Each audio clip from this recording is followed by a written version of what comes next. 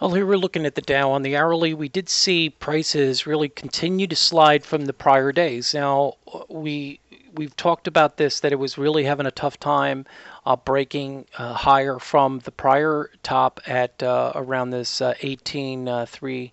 I think it was 338, right around there.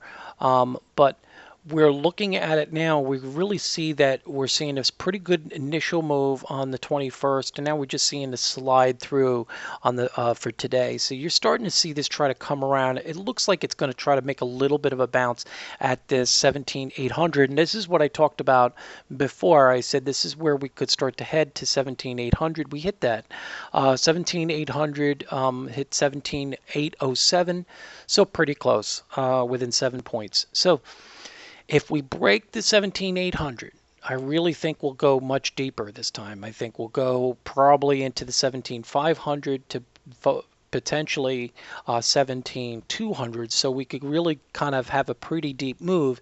It's just not going to happen all at once here. But what I'm thinking here is, when we look at it, let's just look at the daily here.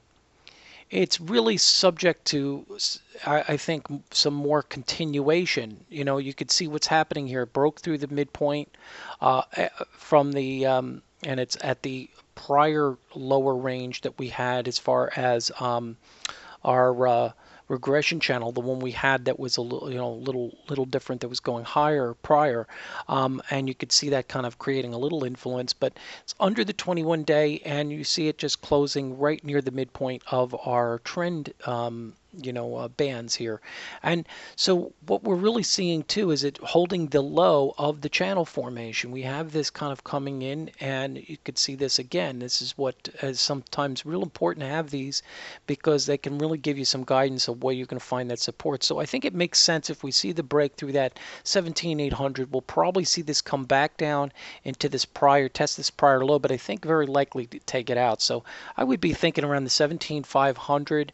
Any break of that, I think we easily go to 17,200 to possibly 17,000. I know we said kind of a little differently, but I really, the more I'm looking at it here on the daily, that's more realistic.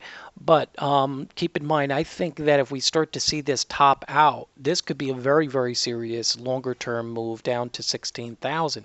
So as I said, on the short term, that's what you would be seeing, but on the longer term, you got to keep in mind this is a long top that you've been seeing here, and for really no real appreciative movement, and then you start to see the break. This could be a potential major top that could be forming, and it could really cause for a lot further action to the downside, and I think that could be very likely. So watch any further commitment to the downside, and if we can really hold right here, you might get a slight bounce. But again, I wouldn't have too much expectation of that bounce. I would just realize that you probably see it try to come back maybe to 17,950, maybe 18,000, but I think it would hold there. If you do see any short-term movement, I would watch the first movement right into this midline around the 17,924.